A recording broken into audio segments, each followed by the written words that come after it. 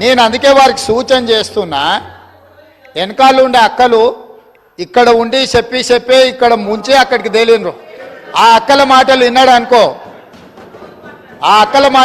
అనుకో Jubilee bus స్టాండ్లో కూర్చోవాల్సి వస్తుంది అధ్యక్ష. అందుకే అందుకే అందుకే అందుకే అధ్యక్ష,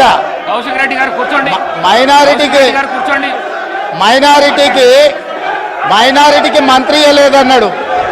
2014 నుంచి 2019 వరకు ఒక్క మహిళకు కూడా మంత్రి పదవి ఇవ్వలేదు అధ్యక్ష.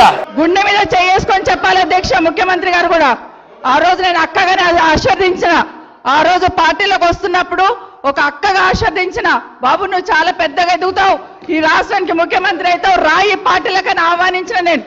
ఈ రోజు మరి నన్నెందుకు కక్ష తీర్చుకుంటున్నాడు నాకు అర్థమైతలేదు. ప్రతిసారి ప్రతి అసెంబ్లీలో ఒక్క నిమిషం ఆగండి చెప్పనియండి. ఒక ఆడబిడ్డ బాధ అవుతుంటే వినే స్థితిలో లేరా మీరు? ఎందుకు నన్ను టార్గెట్ చేసిండు? మాట్లాడి చెప్పండి అధ్యక్ష, ముందు కంట్రోల్లో పెట్టండి అధ్యక్ష. అధ్యక్ష, ముఖ్యమంత్రి గారు ఒక మాట అన్నారు కేటీఆర్ గారిని, నీ వెనక కూర్చున్న అక్కలను నమ్ముకోవద్దు, మోసం చేస్తున్నాను. ఏం మోసం చేసినాం అధ్యక్ష? ఏం ముంచినాం అధ్యక్ష? ఈయనను ముంచినాం అధ్యక్ష.